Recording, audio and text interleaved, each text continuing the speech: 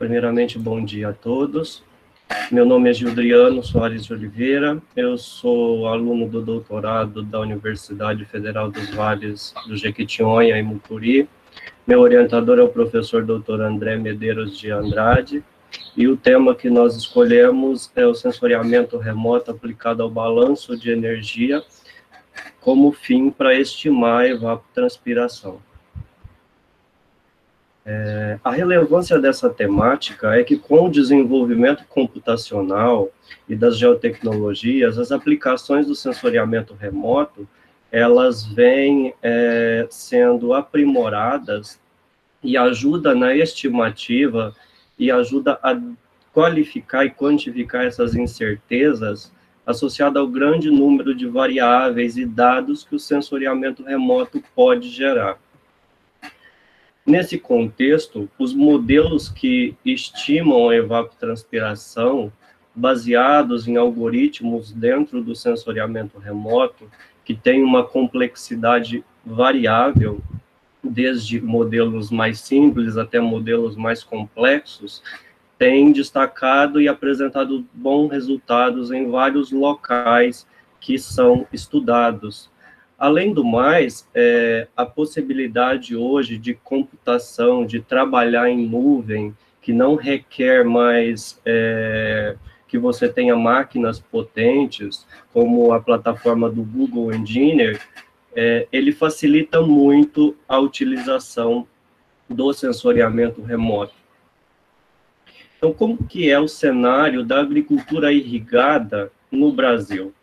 A irrigação é o setor que mais demanda água na agricultura e no sistema em geral, e impõe um desafio muito grande na gestão e manejo desses recursos hídricos. Nós vemos que, a nível de Brasil, a retirada de água por irrigação chega em 50%, enquanto os outros usos, indústria, 9%, abastecimento, retiram menos água de um total de 2.131,09 metros cúbicos por segundo demandado. O consumo em metros cúbicos por segundo da irrigação, a nível de Brasil, chega a 66%. Então, nós vemos aqui nesse gráfico um aumento na demanda, na retirada, aqui ao longo dos anos, numa escala temporal. Já no consumo, também o consumo tende a aumentar, e a projeção para o futuro é que aumente ainda mais em face das mudanças climáticas que estão ocorrendo. Para o abastecimento, nós temos aí de retirada aproximadamente 1.067,51 metros cúbicos por segundo. E, em termos de consumo, nós temos 765,53 metros cúbicos por segundo. Já a agricultura irrigada em Minas Gerais é um estado que possui o maior volume de pivôs e de áreas irrigadas. Nós temos um total para irrigação de retirada de 54,7%, de 258,09 metros cúbicos por segundo. Já o consumo, ele varia em torno de 73,75% de metros cúbicos por segundo. Nós temos, então, a retirada de 141 metros cúbicos por segundo e o consumo de 123,21 metros cúbicos. E em Unai, nós temos a maior área irrigada do estado, e se não do Brasil, em termos de área irrigada. A irrigação, a irrigação retira de água aproximadamente 94%, os outros usos são bem pequenos em face da irrigação. O consumo da irrigação é de 96%, Então, nós temos aí uma retirada de 9,85 metros cúbicos e um consumo de 9,13 metros cúbicos por segundo. E nós temos uma lei de 1997 que regula o uso da água, que é a Política Nacional dos Recursos Hídricos, onde no seu artigo 1º, parágrafo 1, fala que a água é um bem de domínio público. A água é um recurso natural limitado e que possui um valor econômico, embora é difícil de ser mensurado esse valor econômico. Em situações de escassez, o uso prioritário é o consumo humano e depois dessedentação dos animais. Face a isso, é importante fazer uma gestão do recurso hídrico para que as culturas, a agricultura e os outros usos não fiquem sem água e sem produção de alimento. A evapotranspiração é um processo físico, é o somatório que engloba a transpiração das plantas e a evaporação da água presente no solo e na superfície vegetada. A evapotranspiração é um parâmetro fundamental do ciclo hidrológico e desempenha um papel importantíssimo em projetos de manejo consciente de irrigação, já que mais de 90% da água utilizada na agricultura é perdida por evapotranspiração. Então, a determinação e a estimativa da evapotranspiração, ela é importante para que nós tenhamos o uso consciente desses recursos, que são finitos. A evapotranspiração possui um papel muito importante no ciclo hidrológico, nesse sistema tampão de formação das nuvens, coalescência, chuva, escoamento superficial. Essa água é evaporada ou evapotranspirada e volta na forma de vapor, desencadeando um sistema cíclico ao longo do ciclo hidrológico. Numa escala intermediária, essa evapotranspiração corresponde ao balanço hídrico, ou seja, a precipitação entra, ou a irrigação, nós temos a entrada, e nós temos a saída, a evapotranspiração da microbacia, que vai resultar numa vazão que é aqui do sistema de drenagem. Já em nível regional ou pontual, essa evapotranspiração ela está intimamente correlacionada com o balanço hídrico da cultura. Então, nós temos a precipitação, ou também a irrigação, que é uma entrada, e nós temos a saída, a evapotranspiração. Entende-se por balanço hídrico o somatório, ou seja, a contabilização da quantidade de água que entra no sistema e a quantidade de água que sai do sistema. Quais são os tipos de evapotranspiração? Nós temos a evapotranspiração de referência, a evapotranspiração real e a evapotranspiração da cultura. A evapotranspiração de referência, ela é é a quantidade de água que será utilizada por uma estação vegetada, por uma superfície vegetada, com grama. Então tem toda uma metodologia, com altura entre 8 e 15 centímetros, o crescimento é controlado, a superfície do solo também é cuidada e sem restrição hídrica, não pode haver restrição hídrica. Então, neste cenário da evapotranspiração de referência, os únicos fatores que afetam são os parâmetros climáticos, já que nós consideramos que a cultura não pode ter restrição hídrica. Então, nós temos um exemplo aí, o clima, que é o saldo de radiação, a temperatura, a umidade relativa e velocidade do vento.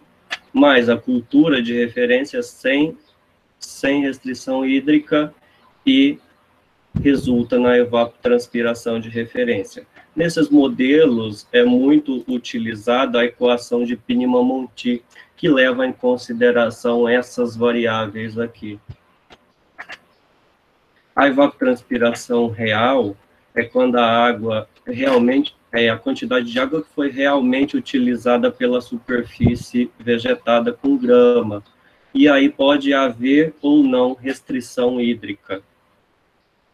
Então, é a evapotranspiração de uma cultura hipotética com 12 centímetros de altura e uma resistência aerodinâmica.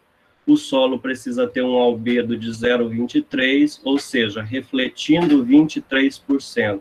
E quando não há restrição hídrica, nós falamos que a evapotranspiração de referência real, ela é igual à evapotranspiração potencial. ETR é igual a ETP. A evapotranspiração da cultura é a quantidade de água utilizada por uma cultura em qualquer fase do desenvolvimento, desde o plantio, semeadura até a sua colheita. Então, essa evapotranspiração está correlacionada com o KC, o coeficiente de cultivo, que cada fase do desenvolvimento demanda uma quantidade de água. Então, nós temos aqui a evapotranspiração de referência com o coeficiente da cultura, sem restrição hídrica e em condições ótimas de desenvolvimento, nós temos a evapotranspiração da cultura. Então, nós temos os métodos para estimar a evapotranspiração, nós temos os métodos obtidos por lisimetria, são tanques isolados, cercados, perturbados ou não. Nós temos os modelos micrometeorológicos, que são sofisticados, e a ordem de custo está em decrescente de investimentos, os incintilômetros, ED covariância, que é o turbilhão, a razão de Bowen e o Surface Renewal. E nós temos os métodos hoje automáticos, que é o sensoriamento remoto. A medida direta da evapotranspiração, ela é muito onerosa, demanda mão de obra, justificando a sua utilização somente para fins experimentais. Ela requer uma maior atenção, porque você precisa controlar variáveis como chuva, peso, coletar a água percolada e manter a superfície homogênea. Os modelos micrometeorológicos, eles são modelos indiretos. Os modelos automáticos, por sensoriamento remoto, nós iremos discorrer mais para frente. Então, nós temos lisímetros de drenagem e nós temos o tanque classe A, que é o evapotranspirômetro. E como o balanço de energia tem sido utilizado na realidade, na atualidade? Nós temos que a fonte de energia, o Sol, é a principal fonte de energia para a Terra. E ele está intimamente ligado a todo o ciclo da cadeia trófica.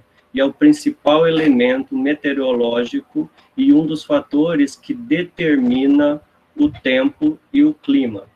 Além disso, os processos físicos de aquecimento, evapotranspiração, biofísicos, como transpiração, e biológicos, como a fotossíntese.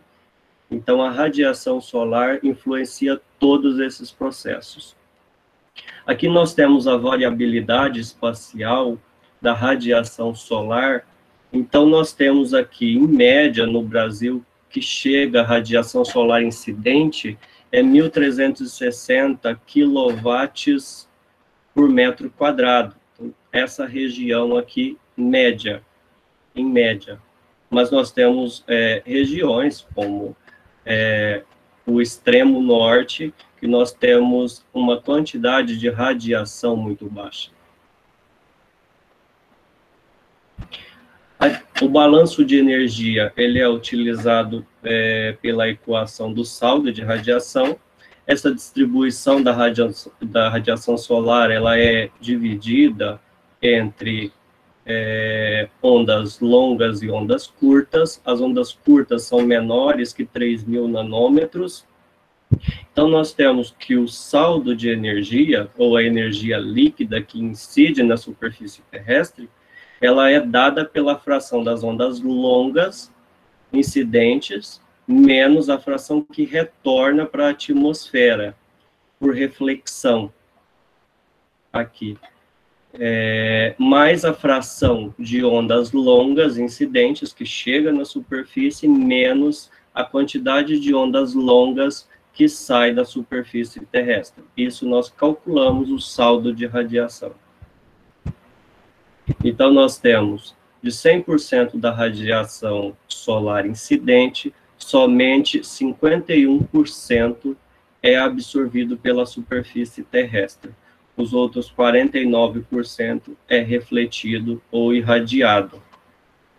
Então, a radiação solar, ela fornece anualmente para nós cerca de 1,5 vezes 10 a 18 kWh de energia. E isso que é responsável por manter a vida no planeta. Dessa quantidade que chega no solo, 51%, 25% dessa energia é absorvida pela água, 21% pelo solo e 0,2% somente é utilizado nos processos fotossintéticos. E o sensoriamento remoto? O que é o sensoriamento remoto? O sensoriamento remoto é uma técnica que te proporciona obter informações de um objeto sem que haja contato direto entre eles. E a principal fonte de energia para nós é a interação radiação-matéria. Nisso é o princípio que trabalhamos dentro do sensoriamento remoto. Dentro do sensoriamento remoto, para estimar o balanço de energia, nós também utilizamos os índices de vegetação, que são medidas radiométricas adimensionais, que variam de -1 a +1, e possibilita você chegar a várias informações, como o índice de área foliar, porcentagem de cobertura verde, o teor de clorofila e a biomassa verde, entre outros usos que existem.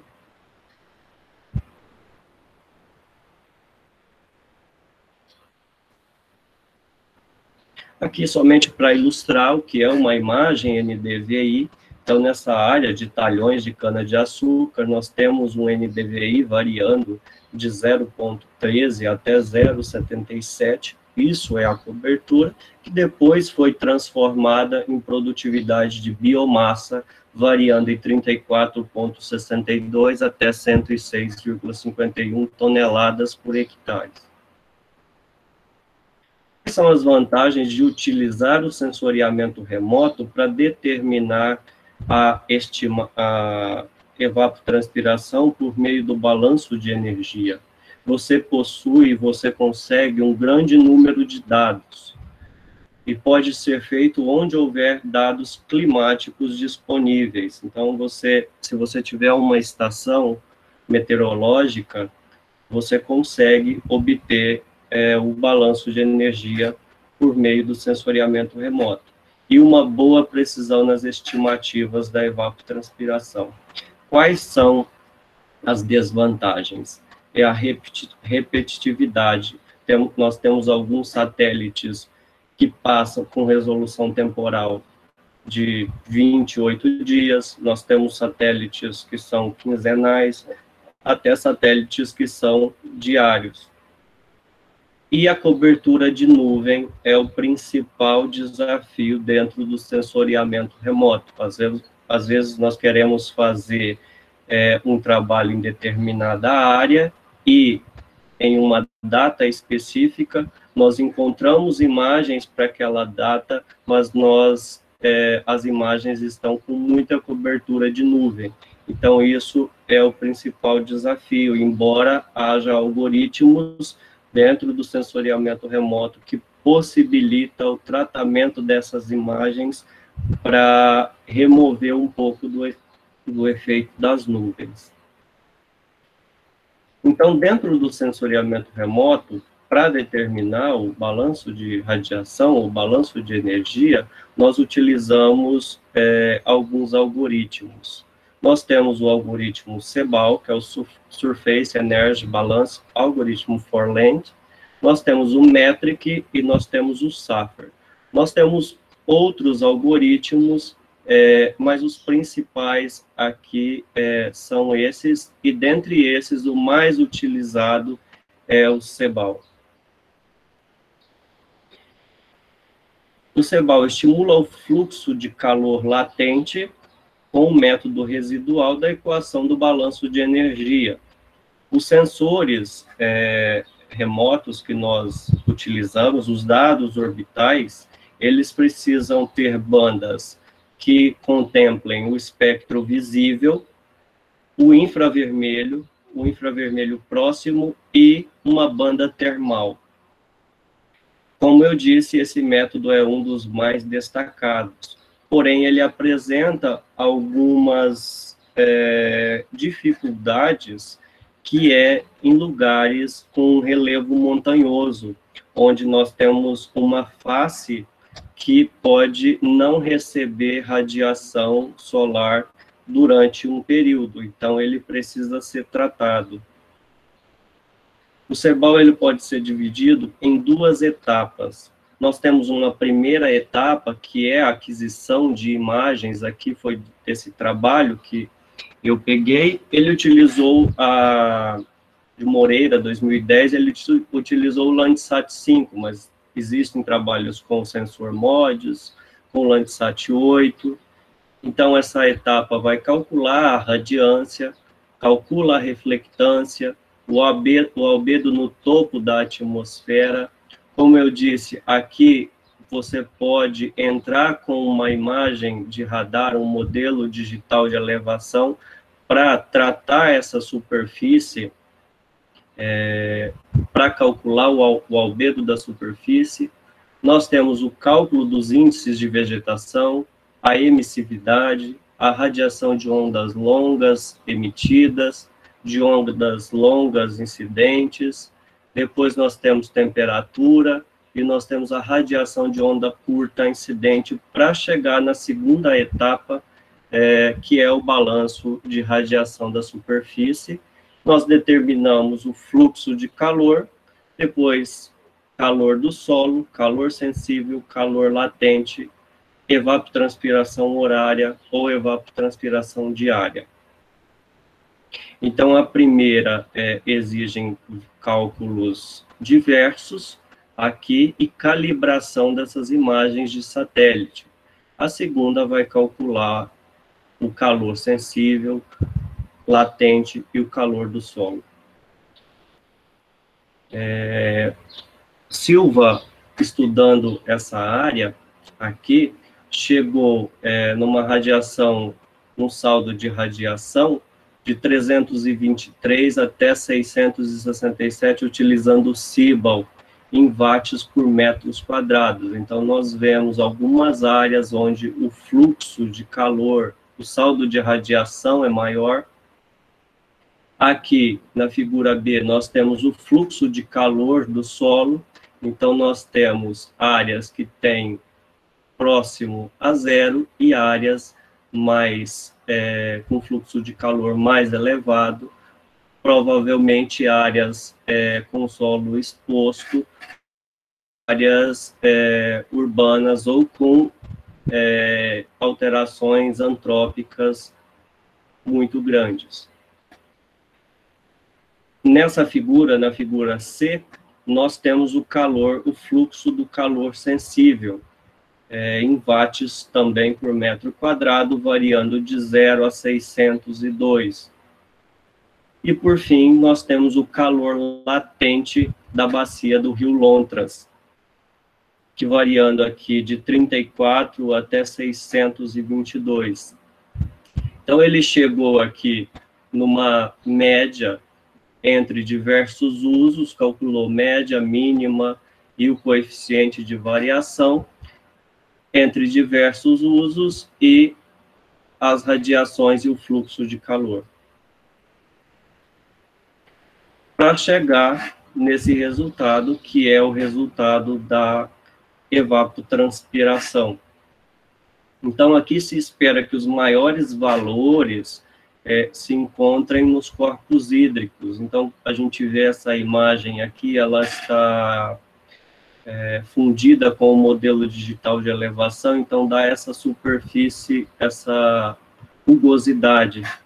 Então, nós vemos que próximo aqui aos corpos hídricos, você encontra os maiores valores de evapotranspiração.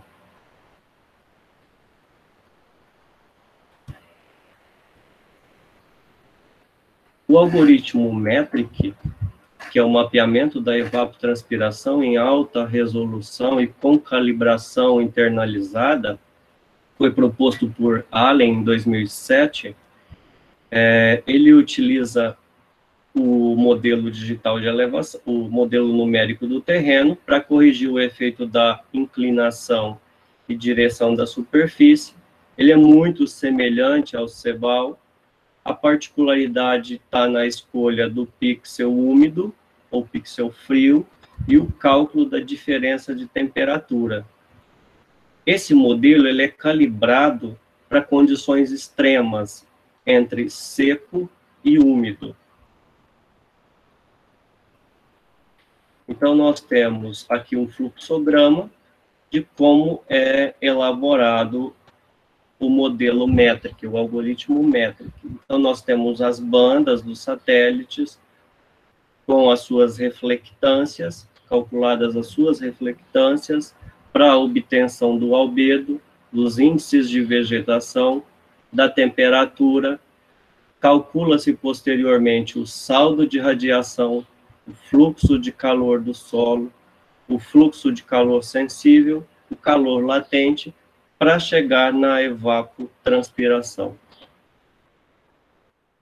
Então, nós temos aqui o trabalho do Tazumi, em 2017, nos Estados Unidos, onde ele utilizou, entre vários usos, maçã, na cultura da maçã, uva e no solo exposto. Então, você encontra médias de evapotranspiração em milímetro por mês, ou seja, a evapotranspiração mensal, de 0 até 250 milímetros por mês. E milímetros por ano tem de 0 até 1.500 milímetros por ano. Depois disso, ele utilizou parâmetros de confiabilidade para calcular a precisão desses modelos, que foram o erro médio de polarização, o MBE, o erro médio absoluto e o erro médio quadrático, entre a maçã, a uva e o solo exposto. O algoritmo SAFER, que é um algoritmo simples de evapotranspiração, de recuperação, o SAFER permite a obtenção de valores regionais da evapotranspiração, então é um modelo que pode ser aplicado tanto em grande escala, em grandes áreas, quanto em áreas localizadas, em propriedades rurais. Da resistência do fluxo de água na superfície, que em conjunto com o saldo de radiação e todo esse equacionamento matemático do balanço de energia, vai permitir quantificar o fluxo de calor latente e sensível existente para chegar na produtividade na evapotranspiração, posteriormente na produtividade de água e biomassa. Esse modelo ele foi descrito por Teixeira em 2010. Ele foi criado e validado em condições brasileiras. Então, o Heriberto Teixeira, ele é da Embrapa de Petrolina, ele propôs esse algoritmo, calibrou e validou para as nossas condições aqui do Brasil. Eles são mensurados em cada cena do satélite ou uma cena de referência obtidas também em estações meteorológicas. Então, os inputs precisam ter dados climatológicos ou estações meteorológicas próximas à área. O fluxograma do algoritmo do SAFER inclui uma imagem orbital para determinar a temperatura de superfície, o cálculo do índice de vegetação, o albedo de superfície. Esse modelo ele trabalha com uma relação entre a evapotranspiração real e a evapotranspiração de referência. Nós temos aqui dados de estações meteorológicas, a evapotranspiração de referência, o saldo de radiação. Depois, nós determinamos a evapotranspiração. Do saldo de radiação, nós temos a radiação fotossinteticamente ativa, que é calculada a radiação fotossinteticamente ativa absorvida, para calcular a biomassa e depois estimar a produtividade da água. Então, esse modelo ele apresenta uma peculiaridade que é de simples aplicação, porque não é necessário a classificação da vegetação, dos usos do solo, e dispensa a verificação das condições hidrológicas extremas, como no modelo METRIC, que ele é feito para duas condições, seco e úmido. Esse modelo ele não precisa dessa verificação pelo operador. E também a necessidade de conhecimentos específicos sobre a física da radiação. Esse modelo ele não requer esse conhecimento. Então, nós temos aqui um trabalho onde foi determinada a evapotranspiração, a distribuição espacial da evapotranspiração, nessa área aqui do Noroeste e Nordeste paulista, em 2013, 14 e 2015. Então, nós temos áreas que são menores que essas áreas amarelas de evapotranspiração, e áreas entre 4 e 5 milímetros por dia. Já a produtividade de biomassa em 2013, ela variou aí nessa faixa de 76 até 175 quilogramas por hectare dias, e a produção e a produtividade hídrica, ou a produção de água, teve uma faixa aqui entre 4 a 5 em algumas áreas, outras áreas de 2 a 3 quilogramas por metro cúbico.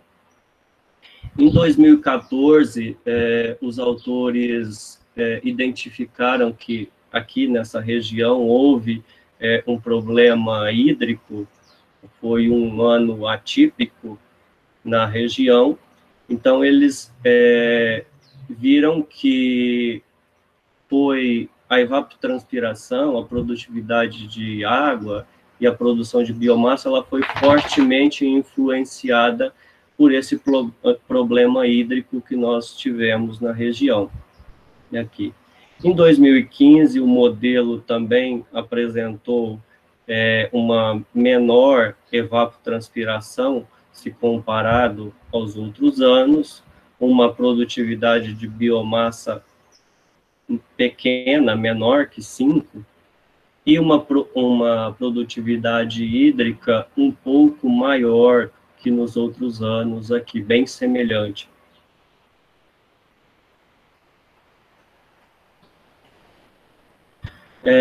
O que nós podemos concluir ou considerar sobre esses modelos? Esses modelos automáticos que utilizam algoritmos apresentam uma precisão muito boa e pode ser aplicado em áreas extensas. Essa é a principal vantagem, o principal ganho que nós temos. Os modelos, os métodos diretos, eles são muito pontuais, são a níveis experimentais. Os modelos automáticos nós podemos aplicar em áreas extensas. O diferencial é que vai possibilitar essa gestão dos recursos hídricos. É uma ferramenta de agricultura de precisão, de manejo de irrigação. Então, você vai dar para a planta realmente aquilo que ela necessita, nem mais e nem menos. E também vai facilitar você escolher qual é o melhor horário para irrigar, visando a diminuição no consumo de energia. O modelo Safer, por exemplo, permite a estimativa da biomassa e a produtividade de água. Isso é um grande ganho para nós da região. Bom, pessoal, muito obrigado. É isso.